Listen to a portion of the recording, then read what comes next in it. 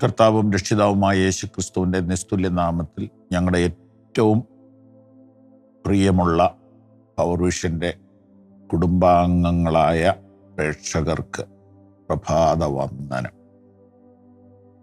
വചനപ്രഭാതത്തിൽ നിന്ന് 21 സങ്കീർത്തനം 4 വാക്യത്തെ വായിച്ചുകൊണ്ട് ഒരു സന്ദേശത്തിലേക്ക് പ്രവേശിക്കാമെന്ന് ആഗ്രഹിക്കുന്നു. നിങ്ങളെല്ലാവരും റെഡിയാണല്ലോ അല്ലേ? 21:4 അവൻ നിന്നോട് ജീവനെ അപേക്ഷിച്ചു, നീ അവന് കൊടുത്തു, എന്നേക്കുമുള്ള ദീർഘായുസ്സിനെ തന്നെ. ചോദിക്കുന്നതിലും നനയ്ക്കുന്നതിലും അത്യന്തപരമായി തരുന്ന ദൈവത്തെ ഈ വാക്യത്തിൽ നിന്ന് കാണാൻ പറ്റുന്നുണ്ടോ? അവൻ നിന്നോട് ജീവനെ ചോദിച്ചു, നീ അവന് കൊടുത്തു, എന്നേക്കുമുള്ള ദീർഘായുസ്സിനെ തന്നെ. നമുക്കത് ഇങ്ങനെയൊന്ന് മാറ്റി പറയാം. ഞാൻ എൻ്റെ കർത്താവിനോട് ജീവനെ ചോദിച്ചു, കർത്താവ് എനിക്ക് തന്നു. മാത്രമല്ല ദീർഘായുസ്സും കൊടുത്തു. ജീവൻ എന്നതിന് ആരോഗ്യമെന്ന ഒരു അർത്ഥം നമുക്ക് പ്രഥമ അർത്ഥമായിട്ട് എടുക്കാം. അങ്ങനെ ജീവൻ എന്നത് നമ്മൾ ആരോഗ്യമെന്ന് മനസ്സിലാക്കുമ്പോൾ ദീർഘായുസ്സും കൂടെ ഇല്ലെങ്കിൽ ആരോഗ്യം കൊണ്ട് എന്താ പ്രയോജനം? നല്ല ജിമ്മിലൊക്കെ പോയി സ്റ്റീൽ സ്ട്രോങ് ബോഡി ബിൽഡ് ചെയ്തെടുത്തിട്ട് 40-ാമത്തെ വയസ്സ് മരിച്ചു പോയാലോ? കഴിഞ്ഞ വർഷം വായിച്ചില്ലേ, ജിമ്മിൽ വെച്ച് മരിച്ചുപോയി. എന്താ ഈ പിള്ളേരൊക്കെ ജിമ്മിൽ ചെയ്യുന്നേ? അവരുടെ വെയിറ്റിനേക്കാൾ കൂടി വെയിറ്റ് അവരെടുത്ത് പോക്കുന്നത്. ഇതൊരു ത്രില്ലാണ്, ഇതൊരു ആവേശവും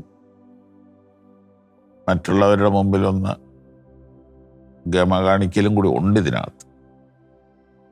നിങ്ങൾ മെയിൻ റോഡിൽ കൂടി ഒന്ന് കാറിലോ സ്കൂട്ടറിലോ ഒന്ന് പോയി നോക്കിക്കേ. GYM എന്ന ബോർഡ് 5 കിലോമീറ്ററിനുള്ളിൽ ഒരെണ്ണം കണ്ടിരിക്കും. ഇത് തുടങ്ങിയിട്ട് എത്ര കാലമായി? 5 കൊല്ലമേ ആയുള്ളൂ. മന്തി എന്ന ബോർഡ് 5 കിലോമീറ്ററിൽ 3 എണ്ണം കാണാം. തുടങ്ങിയിട്ട് എത്ര കാലമായി? 2 കൊല്ലമായി. അപ്പം മന്തി plus gym is equal to രോഗം. ഇത്രേ ഉള്ളൂ. ഇതിനു മുമ്പ് ഇല്ലാതിരുന്ന പല ബോർഡുകളും നമ്മൾ കാണുന്നു. അത് കംപ്ലീറ്റ് മോശമാണെന്ന് പറയുന്നില്ല. എന്നാൽ ജിമ്മിൽ പോയിട്ടും ആരോഗ്യം തിരിച്ചു കിട്ടുന്നില്ലെന്നുള്ള സത്യം ഓർക്കണം ഇടയ്ക്ക്. ഫുഡിനെ നിയന്ത്രിക്കുക, ആവശ്യമായ ജോലികൾ ചെയ്യുക, കുറച്ചൊക്കെ നടക്കുക, ഇങ്ങനെയൊക്കെ ചെയ്താൽ മതിയായിരുന്നു. പക്ഷെ ബിസിനസ്സുകാർ നമ്മളെ ജിമ്മിൽ കൊണ്ടുവന്ന് എത്തിച്ചു. ഇതെല്ലാം ഓരോ സ്ഥലത്തു നിന്ന് ഇങ്ങനെ വന്നുകൊണ്ടിരിക്കുന്ന കൾച്ചറുകളാണ്. എന്നാൽ ഇവിടെ ഇതാ, ആരോഗ്യത്തിനും ആയുസ്സിനുമുള്ള മാർഗം പ്രാർത്ഥന. ഇതാണ് ഇന്നത്തെ ദൂത്. ആയുസ്സിനും ആരോഗ്യത്തിനും വേണ്ടി ജിമ്മിൽ പോവുക എന്ന് പറയുന്ന സമൂഹത്തോട് ഞങ്ങൾ ഇന്ന് രാവിലെ പറയുന്നു, ജിമ്മിൽ പൊയ്ക്കോളൂ, പക്ഷെ പ്രാർത്ഥിക്കുക. കാരണം ആരോഗ്യം ദൈവത്തിൻ്റെ ദാനമാണ്, ആയുസ് ദൈവത്തിൻ്റെ ദാനമാണ്. അപ്പം ആരോഗ്യവും ആയുസ്സും ഒരുമിച്ച് കിട്ടണ്ടേ എന്ന ചോദ്യം വേണ്ടേ? നമ്മളിപ്പോൾ കണ്ടുകൊണ്ടിരിക്കുന്ന ചില ദുരന്ത കാഴ്ച എന്ന് പറയുന്നത്, ആയുസ്സുള്ളവർക്ക് ആരോഗ്യമില്ല, ആരോഗ്യമുള്ളവർക്ക് ആയുസ്. അതൊരു ദുരന്ത കാഴ്ച തന്നെ അല്ലേ? അനേക വർഷമായിട്ട് എഴുന്നേക്കാൻ മേലാത്ത ആള്, അവരുടെ മക്കൾ എന്തോ പ്രാർത്ഥിക്കുന്നേ, ദൈവമേ അമ്മയെ കഷ്ടപ്പെടുത്തരുതേ, അപ്പനെ കഷ്ടപ്പെടുത്തരുത്. സത്യസന്ധമായിട്ടും അങ്ങനെ അല്ലാതെ പ്രാർത്ഥിക്കുന്ന ആരാ ഉള്ളേ? എൻ്റെ ദൈവമേ, എൻ്റെ അപ്പന് ഇങ്ങനെ ഈ കിടപ്പ് ഒരു 10 കൊല്ലം കൂടെ കിടക്കട്ടെ, ഞാൻ നോക്കിക്കോളാം എന്ന് പ്രാർത്ഥിക്കുന്ന ആരും ഉണ്ടെന്ന് ഞാൻ വിശ്വസിക്കുന്നില്ല.